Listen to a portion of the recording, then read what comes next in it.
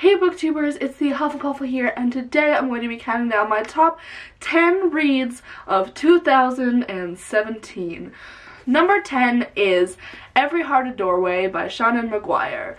Every Heart a Doorway is a novella about what happens after you're the chosen one. And where do they go after visiting Narnia, or visiting Wonderland, or visiting their unique world? And it shows us what happens, and they often will get recruited and go to this school where they kind of learn how to cope with not being in that world anymore and being in the world of normal people, and there's this whole murder mystery, and it is really, really cool. It also has asexual representation as well as trans representation. Number 9 is Under Rose-Tainted Skies by Louise Gornal. So this is a story about Nora, who has agoraphobia. I'm not exactly sure how to say it.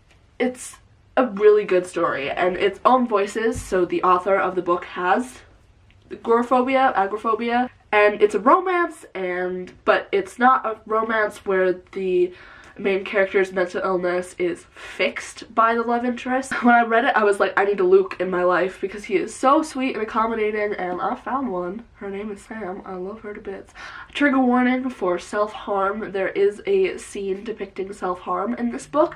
If you want me to let you know what page number or what chapter it's in, comment or DM me, tweet me, or DM me on Instagram, and I will go through and tell you where the self-harm is in this book, so you can be cautious. So I'd just be warned that it's in there, and if you need more details, let me know.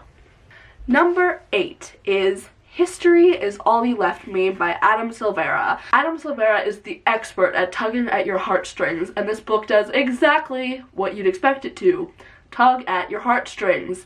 History is All You Left Me is about a boy named Griffin who loses his ex-boyfriend Theo to drowning. He's still not over him. He thought they were going to be endgame. And the only person who he can turn to for comfort, who understands what he's going through, is Theo's newer boyfriend, Jackson. Number 7 is Spell on Wheels Volume 1. It's by Kate Leth and Megan Levins with Marissa Louise. Loved it. I read it in one sitting. It was super, super good. It's like got all of this amazingness. It's got queerness, it's witches, it's like everything I needed in a graphic novel. The art is completely gorgeous. Number 6 is Crooked Kingdom by Leigh Bardugo. What? Number 6? Only number 6? Yeah, just wait. It was the perfect conclusion to the duology. It was everything I needed the story to end up like. I absolutely loved every second of this book. Gave me what I was expecting, but also completely not what I was expecting. Number 5 is Simon vs. the Homo Sapiens Agenda by Becky Albertalli.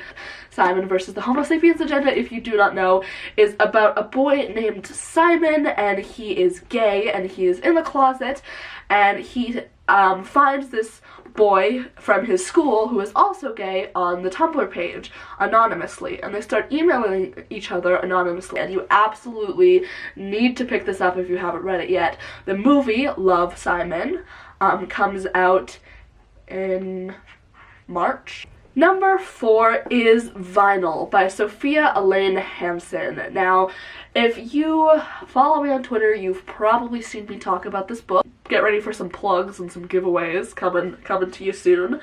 But Vinyl is dystopian. It's about a world where singers, which are basically implants in your ear, control your day-to-day by playing certain songs that are painful if you do something wrong, or like just neutral for the day, and then like there's a night song.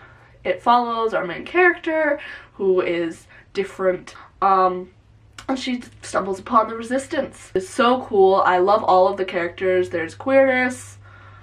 It's everything you need in a book. Now we're into the top 3.